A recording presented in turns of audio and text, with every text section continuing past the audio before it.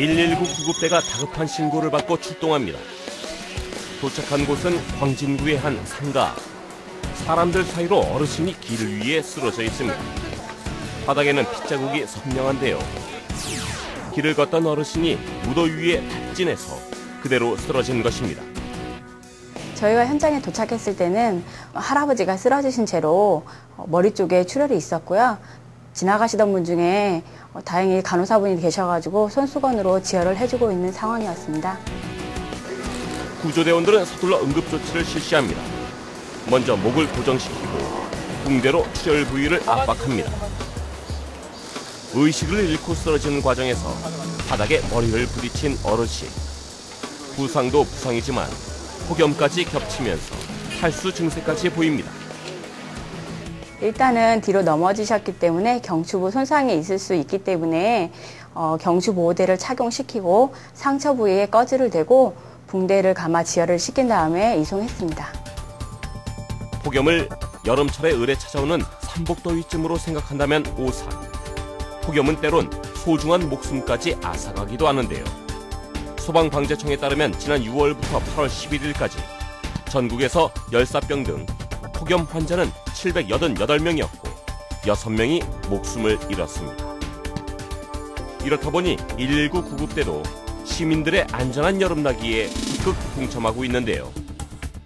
저희 119 구급대는 출동뿐만 아니라 폭염주의보가 발령했을 경우에 폭염에 취약하신 노약자분들이나 경로당이나 공원에 계신 분들, 그런 분들을 위해서 저희가 순회를 하면서 얼음물이나 아이스팩을 나눠드리고 폭염에 관련된 그런 예방 요령과 같은 거를 교육하고 있습니다. 특히 폭염은 체온 조절 능력이 떨어지고 만성 질환이 많은 노인들에게 치명적입니다. 요즘처럼 폭염이 지속되는 경우 노인뿐만 아니라 전 연령층의 건강에 빨간불이 켜지게 됩니다. 폭염으로 인한 증상은 열경련이라고 해서 다리나 복부 쪽에 경련이 일어날 수 있고요. 일사병의 증상은 구토, 현기증, 실신, 두통 등이 일어날 수 있으며 땀이 많이 날 수 있습니다.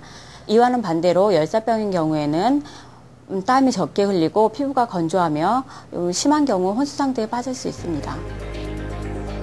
무엇보다 폭염으로 인한 일사병을 미리 차단하는 것이 중요한데요. 폭염 피해가 많은 낮 1시에서 4시 사이에는 야외 활동을 자제하고 햇볕을 가릴 수 있는 양산과 모자를 준비해 나가는 것이 좋습니다.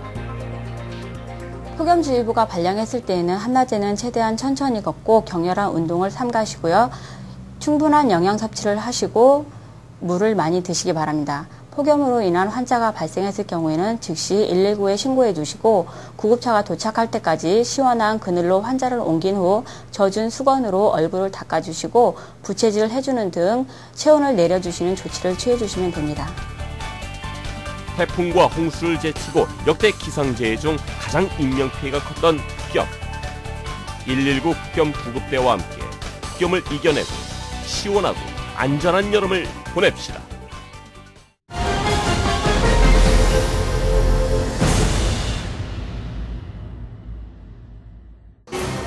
출동한 구조대가 흙을 삽으로 걷어냅니다. 공사 인부들도 힘을 합하는데요. 강남구의 한 공사 현장에서 배관 작업을 하던 중 현장의 토사가 무너지면서 작업 중이던 40대 근로자가 흙더미에 매몰된 것입니다. 저희가 출동해 보니 공사 현장에서 집안이 붕괴되어 요구주자 1명이 대형 하수관 아래에서 진흙더미에 매몰되어 있었습니다. 구조대가 주변 토사를 걷어내자 인부의 얼굴이 드러납니다. 인부는 겁에 질린 표정으로 수건으로 연신 얼굴을 닦아냅니다. 흙더미에 매몰되기를 15분. 드디어 공간이 확보되고 사고 인부가 흙더미 속에서 빠져나옵니다. 사고자는 다행히 가벼운 부상을 입고 인근 병원으로 옮겨졌습니다.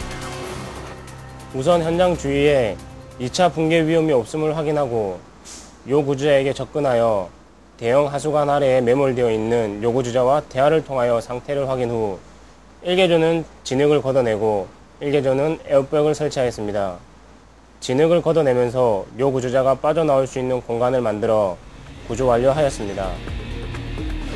지난 7월 15일에는 노량진 배수지에서 수도 배관 공사를 하던 인부 7명이 매몰돼 7명이 목숨을 잃었습니다. 또 보름 뒤에 황화대교 공사 현장에서 상판 구조물이 무너지면서 중정비가 넘어져 근로자 3명이 매몰돼 인부 2명이 사망을 하고 1명이 부상을 입었습니다. 매몰 사고는 토사가 흘러내리거나 건물 붕괴로 인해 생기기 때문에 주로 공사 현장이나 산사태 현장에서 발생합니다. 매몰 사고는 사망률이 매우 높은 사고 유형으로 현장에서 빠르게 요구제를 발견하지 못하면 시간이 갈수록 생존율이 떨어지게 됩니다. 순식간에 소중한 목숨을 빼앗는 매몰 사고. 하지만 공사 현장에서 일어나는 매몰 사고의 상당 부분은 기본적인 안전 수칙만 제대로 지켜도 예방이 가능하다고 하는데요. 공사 현장에서는 토사가 흘러내리지 않도록 안전조치를 철저히 하고 작업을 해야 합니다. 그리고 집안이 흔들리거나 건물이 기울었거나 벽이나 바닥에 금이 가 있는 것을 발견하면 즉시 그 자리를 피하고 119에 신고하셔야 합니다. 만약 매몰 사고가 발생했을 경우에는 주변의 물건들을 활용하여 소리를 내어 자신의 위치를 주위 사람들에게 알려야 합니다. 그리고 매몰된 곳에서 숨 쉴 수 있는 공간을 확보하고 최대한 힘을 비축하여 구조대원이 올 때까지 기다리시면 됩니다. 한 번 발생하면 대형 인명피해로 이어지는 공사장 매몰 사고. 경제성보다 더 중요한 것은 안전이라는 사실 잊지 말아야겠습니다.